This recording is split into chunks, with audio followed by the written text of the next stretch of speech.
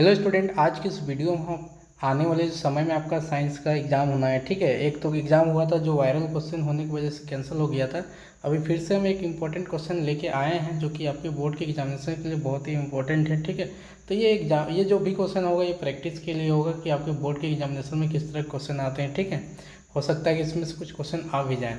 तो ये जो क्वेश्चन है बताएंगे कौन सा साल का क्वेश्चन है। ठीक है, और इसका सोर्स कहाँ से हमको मिला, ये क्वेश्चन सारी चीज़ आपको इस वीडियो में बताने वाले। सबसे पहले आप क्वेश्चन देख लीजिए कि क्वेश्चन आपका किस किस तरीके का आपके बोर्ड के एग्जाम में पूछा जाता है। ठीक है, तो पहला क्वेश्चन है कि प्रकाश का अपवर्तन किसे कहते हैं। डिफाइन रिफ्लेक्शन ऑफ लाइट, ये क्वेश्चन हो जाएगा। ठीक है, ऐसा ही क्वेश्चन कुछ इंपॉर्टेंट क्वेश्चन ये सारे जो कि बोर्ड के एग्जाम में पूछे जाते हैं।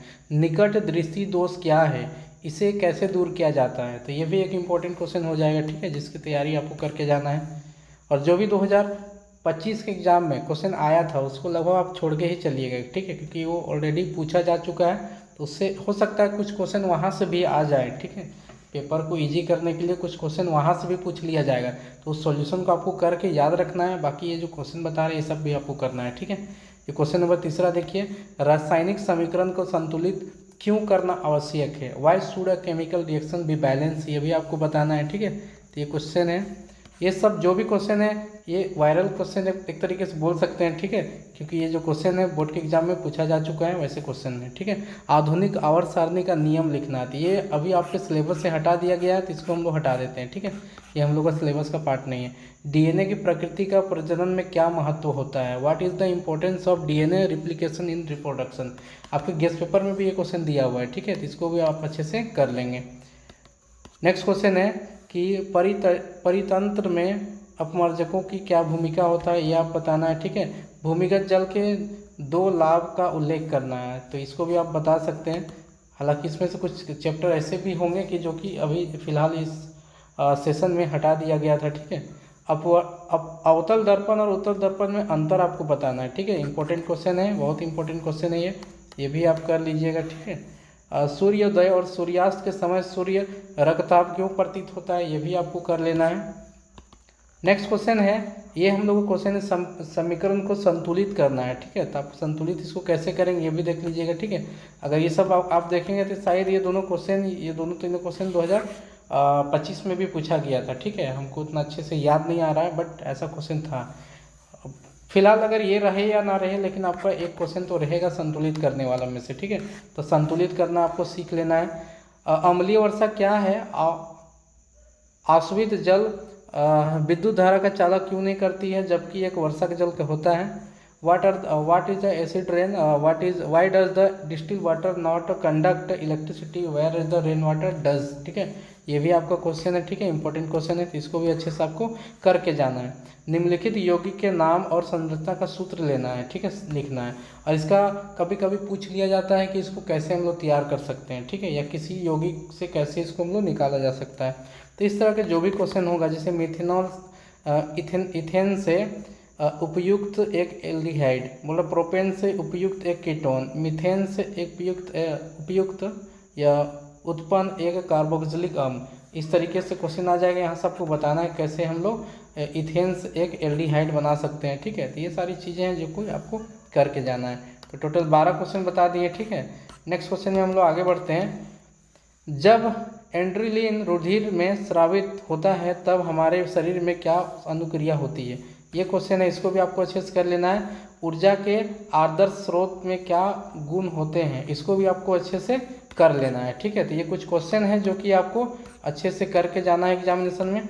और 5 मार्क्स का क्वेश्चन अगर हम लोग देखें तो इसमें पाँच क्रम का संयोजन आपका पूछा जा चुका है। ठीक है, तो ये तो नहीं आने का संभावना है, तो समझ लीजिए कि श्रेणीकरण का संयोजन आपसे पूछ सकता है, या ओम्स लॉ का सत्यापन। ठीक है, ओम्स लॉ का सत्यापन आपसे पूछ सकता है, तो वो दोनों का आपको करके जाना है। ठीक है, एग्जामिनेशन में। और भी आने वाले समय में धीरे धीरे क्वेश्चन इंपॉर्टेंट क्वेश्चन बताएंगे भी। ठीक है, तो ये 5 नंबर का एक क्वेश्चन आपको बता दिए। नेक्स्ट क्वेश्चन अगर हम लोग देखें तो विद्युत चुंबकीय प्रेरण किसे कहते हैं, एक प्रयोग द्वारा विद्युत चुंबकीय प्रेरण को समझाना है। ठीक है, तो ये इसको भी आपको करके जाना है कि what is the electromagnetic induction, explain electromagnetic induction through an experiment. तो एक्सपेरिमेंट करके आपको इलेक्ट्रोमैग्नेटिक इंडक्शन को समझाना है, ठीक है। नेक्स्ट क्वेश्चन अगर हम लोग देखेंगे तो धातु एवं अधातु के 3 भौतिक और 2 रासायनिक गुण में अंतर आपको लिखना है, ठीक है। इसको भी आप कर सकते हैं, मेटल नॉन मेटल में डिफरेंस लिखना है। नेक्स्ट क्वेश्चन अगर हम लोग देखेंगे तो अमीबा में पोषण का सहचित्र वर्णन करना है कि अमीबा में जो खाना उसका जो बनता है, इस तरीके आप देखे होंगे, ठीक है। अमीबा के बाद अमीबा था, ऐसे ऐसे करके बनाया हुआ था, तो ये पूरा सहचित्र आपको समझाना भी है। हालांकि ये क्वेश्चन आया हुआ है इस बार, तो ये क्वेश्चन नहीं आएगा, ठीक है, बट ये इम्पोर्टेंट क्वेश्चन था जो कि इस बार आपके एग्जाम में आ गया था, ठीक है। और 19 नंबर में है अनुवांशिकता क्या है, अनुवांशिकता में डीएनए की क्या भूमिका होती है वो बताना। What is the heredity, what is the role of the DNA in the heredity, ठीक है। तो इस तरीके से हम लोग का जो भी इम्पोर्टेंट क्वेश्चन है उसको हम लोग कर लिए इस वीडियो में। अगर सॉल्यूशन चाहिए तो कमेंट कीजिएगा, तो इसका सॉल्यूशन भी हम बता देंगे, ठीक है। अब फिलहाल ये सारा क्वेश्चन का आपके पास में सॉल्यूशन होगा ही, जो भी हम लोग का गेस्ट पेपर है आपके पास में, ठीक है, बोर्ड की तैयारी के लिए, उस गेस्ट पेपर में भी ये दिया हुआ रहता है, ठीक है। आई होप कि वीडियो आपके लिए हेल्पफुल साबित होगा, क्योंकि इसमें इंपॉर्टेंट क्वेश्चन बात किया गया। और ये जो क्वेश्चन पेपर देख रहे हैं 2023 का क्वेश्चन पेपर है, ठीक है, 2023 का क्वेश्चन पेपर है। इसके बाद 2022 का भी क्वेश्चन पेपर आपको करवाएंगे और कुछ और भी इंपॉर्टेंट क्वेश्चन करवाएंगे। और ये सारे इंपॉर्टेंट क्वेश्चन करके अगर आप जाते हैं एग्जाम में तो डेफिनेटली आपका एग्जाम जो है बहुत अच्छा जाएगा। और आप पिछले बार जिस तरीके से इजी क्वेश्चन आया था, इस तरह इस बार भी इजी ही आएगा, ठीक है। और अभी तक आपने अगर चैनल को सब्सक्राइब नहीं किया तो चैनल को सब्सक्राइब करके बेल आइकन को हिट कर लीजिए और अपने दोस्तों के साथ इसको ज़्यादा से ज़्यादा शेयर कर दीजिए, ठीक है। क्या पता कि यही क्वेश्चन आपके बोर्ड के एग्जाम में आ जाए, क्योंकि बोर्ड मेंबर जो भी है उनके पास उतना टाइम नहीं कि फिर से रिसर्च करके क्वेश्चन को बनाया जाएगा। क्वेश्चन या तो गेस्ट पेपर से उठा के दे दिया जाएगा, या तो फिर आपके क्वेश्चन बैंक से उठा के, वो भी 2-3 साल पुराना क्वेश्चन उठा के दे दिया जाएगा, ठीक है।